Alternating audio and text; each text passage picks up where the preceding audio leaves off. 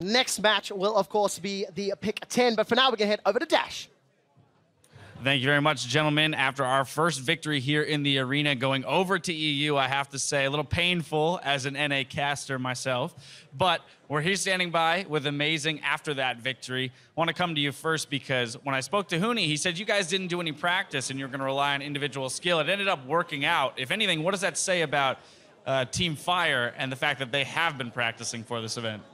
I mean, NA, they didn't practice that much. It is ranked 5, you know, so I wouldn't rate it that highly, you know, their practice. But I think EU has a bit of talent there, you know. So we've been exporting pretty much, but we still have some left. So I'm pretty happy with the outcome. You're being too nice to Team Fire right now. Now, a lot of players, though, did look at this tournament, and certain ones were saying, well, it's going to be a very fun event. I'm going to try and pick out their champions. Others were saying, I don't care if it's all-stars. I want to win. On which side of the fence are you? Because we saw a fair number of, you know, top-tier champions being picked up there in picks and bans. Yeah, well, obviously tryharding, no, nah. It was like, you go on stage, you're like, I kind of want to troll. Kind of want to troll a bit, and then you see the other players, you stare them down, you're on the other side, and then you see it in their eyes, their competitive nature, and you just want to beat them. What's that like? Because you guys, I mean, we've done in the round a couple times now, but here in this arena, extraordinarily close with each other. Are you sharing looks in the middle of the game and using some, like, intimidation tactics? Obviously. I told Darius before the game that I was going to gank him, and I'm actually going to stare him down while ganking him. Didn't happen, but I still, like, kind of changed a bit of looks, you know, that kind of shit. Yeah, definitely got to be intimidating. Well, a great start there by Team Ice. Thank you, amazing, for the interview. And we're going to send this back over to the desk to finish out the post-game analysis for that game. Thank you so much. I mean, it's all-star. Amazing. It's all good. We also tried to interview Huni after as well, but he just sat in his chair and he was like, I made a horrible, horrible mistake after playing against that NA team. That's what happened. I mean, the best performing members in this game were playing in the North American LCS. Not yet. You know, I mean, I'm happy, you know, regardless of the result. NA may have not won, but we actually did win. Yeah, I mean, there's one player that really stands out in this series, and his North American LCS's own Huni. I mean, if Europe's gonna claim him in the first place, let's be real here. We was exactly as much claim as you guys do. So you don't. Right now, you don't. It's all-star. It's still this season. He is playing for Team Europe. Let's take a look at what they decided to play with, though. Let's take a look at the team comps. Beforehand, Fisho was very adamant. It's actually the replay. Yeah, well, let's talk about that straight into the Cloud Fiesta here in mid lane. Aframo did not want to lane with Doublelift, so that way he was constantly roaming, and it worked. At the start, some really good engage here, but Frogger managed to just buy enough time, and then eventually people joined in. Amazing. I actually like some of these plays here, dodges a couple things, but then the greed happens. Casino will come in with like a blind hook later on. Very long play overall, but I kind of like the chaos, the accelerated gameplay. Chaos style. Chaos style. Yeah. Monty sadly isn't here, so he can't really appreciate the genius of this. Although Kasing should have played later. Yeah, and this is where Huni, I thought he was batting for NA here. I was like, yeah, Huni, just jump back in there, go, get him. And yeah, unlucky. Never lucky. Yeah. Unlucky. One thing I'm actually realizing now as we get into this game is, like, I feel like Meteos on this champion should be in every single fight, because when ice meets fire, all you get is a bunch of water. So, you know, Zach going to be kind of global, I think, in this tournament. Or Steam, depending, you know, yeah, how far depending how much fire comes in. But if you win more than one game. Well, instrumental after that replay, as we see the team comp here as well, is we talked about the Anivia being picked up yesterday. Frog was like, you think I'm not going to pick Anivia? And up against Syndra, but Bjergsen was so fed so early.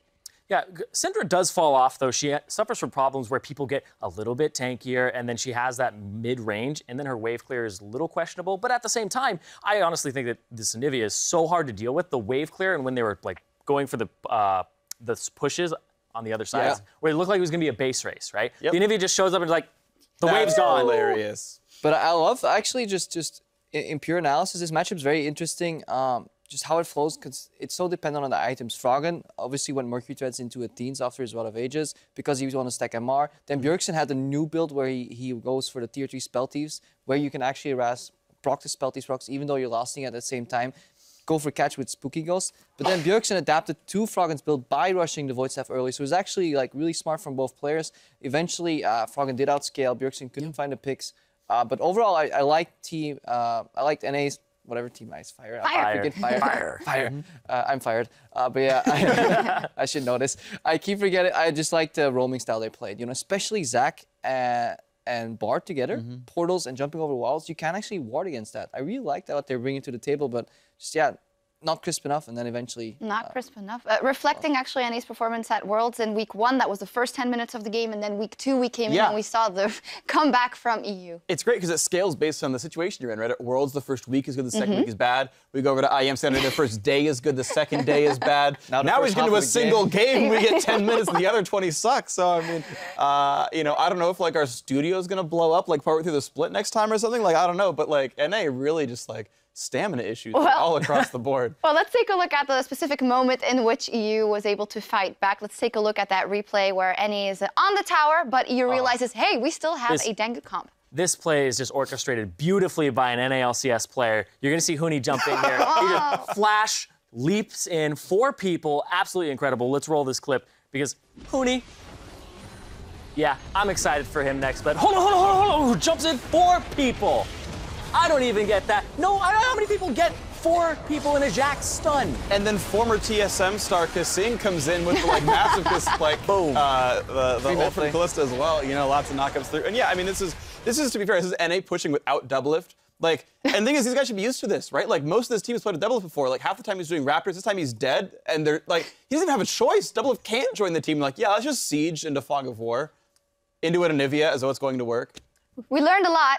Although we also saw a lot that we already knew, but it does mean that with that victory, Team Ice, they're on the board. They have 100 tournament points. Team Ice is on the board. Yeah, but Suck you know, it, Team Fire. Oh man, I mean, we're on the board. Just we're there. But you know what? We're down in points. We're used to this as NA. We're gonna do what we always do. We're gonna call some Koreans, and they're gonna bail us out. Calling a Korean. We still got this. Or reverse sweep in the end. Yeah, that's true. Well, on that note, we are only just getting warmed up here at All-Star 2015. I know, it's pretty warm already. But when we return, Korea and China will face off with the champions you've chosen in our Pick 10 game mode. Stay with us.